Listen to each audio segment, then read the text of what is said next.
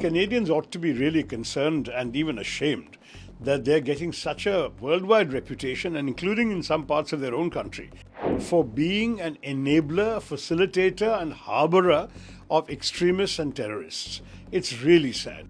People of extreme opinions who advocate terror and killing in India are running rampant and running free. That's why these are the elements who have come and attacked Hindus in the temple in Brampton. This entire incident has been one more sort of shameful reminder of how low Canada has allowed itself to sink because of short-term petty politics.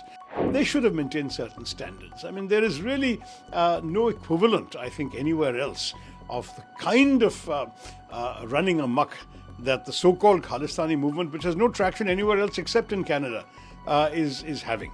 What's frustrating about this for all of us watching in India is that we actually valued a good relationship with Canada. How do you see the early trends of the US elections are showing that it can be very misleading. You know, the truth of the matter is that the way they count in America, and it's a physical counting process, as you know, they start off with the less populated rural areas. In America, the dense population is all in the urban areas. Now, it so happens that rural areas are strongly Republican and Trump inclined in many, many states, whereas cities tend to be much more liberal and democratic inclined. And therefore, once the city votes come in, the picture is changing. Already the Associated Press news agency, which about 15-20 minutes ago had Trump in a very big lead, is now showing electoral college votes at 220 to 205. Very tight. So I think we just have to be prepared to wait until the final count is in. Plus, there may be challenges, as we saw in 2020. The final result took a couple of days to come because Trump was challenging in 3-4 states. Let's see what happens. It looks like a very close election, come what may. So how do you see the winter session of the parliament is commencing from 25th of November, and 26th of November the government is celebrating the Constitution Day in the old parliament. I mean, there is a certain irony to all this. Their abandonment of the old parliament itself in many ways symbolized their decision to completely break free of all the traditions and culture and politics of the past and create their new India. And now they're going back there to reaffirm a constitution that the Hindutva movement has always rejected. I find this quite amusing because having studied the works of Deen Dayal Upadhyay and Golwalkar and indeed many of the other RSS and Hindutva inclined writers, they all rejected the constitution. They said it's un-Indian, it doesn't have any soul of India, it should have been written for a Hindu Rashtra, and this is an Anglophile constitution written by English educated lawyers. They were very, very negative. Now they're celebrating it. So it's quite amusing. I think they've figured out that you can pay lip service to the letter of the constitution while in many cases violating its spirit. So how do you see the Indo-Canada issues going on? There are attacks on the Hindu temples. That's shocking.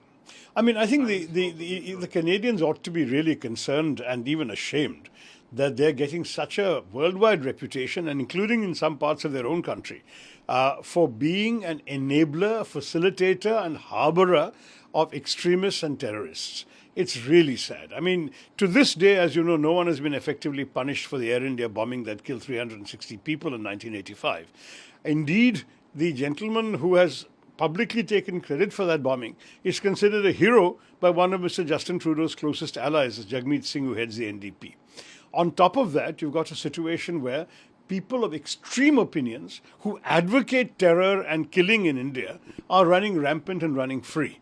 And that's why these are the elements who have come and attacked Hindus in the temple in Brampton. I think this entire incident has been one more sort of shameful reminder of how low Canada has allowed itself to sink because of short-term petty politics.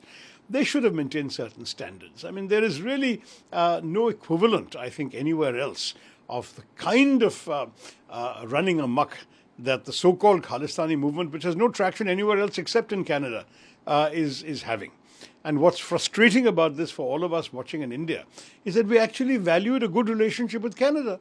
Many of us have visited that country. There are many Indians living there. The vast majority of Canadian Sikhs are peace-loving people who still are who retain very affectionate ties to India.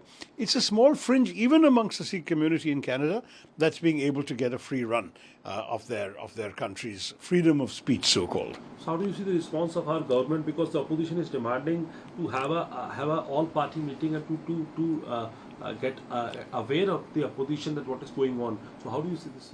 No, I think on these matters, the government should find it in its own interest to keep all parties involved. Because this is something, first of all, a matter that transcends politics. It's something that affects the pride of every Indian. And I must say that as far as the two countries are concerned, there are larger issues at stake than the political career of one Canadian Prime Minister or the politics of one Indian party. It's all parties should be interested. So I support the demand that there should be more widespread consultation. In any case, we've been getting a briefing from the Foreign Secretary in our External Affairs Committee, and I don't see any particular controversy because there is a great deal of solidarity on this issue across the country. So that is what I'm asking about. That there are reports that you have also corrected this thing, that the Foreign Secretary will be briefing the parliamentary panel on the. Well, actually, today is our discussion on the so-called demands for grants. Normally every year the committees approve the budget and discuss in detail the budget of the ministries they cover. But when you have an election year, the budget already passed in July has to still go through a committee. So this is a kind of retrospective discussion, but it will be fairly detailed discussion. And only after that, whatever is pending from the previous meeting, which will include the Indo-China update on the border and the India-Canada situation, depending on how much time permits, the Foreign Secretary will be there, so he should be able to update the committee on this.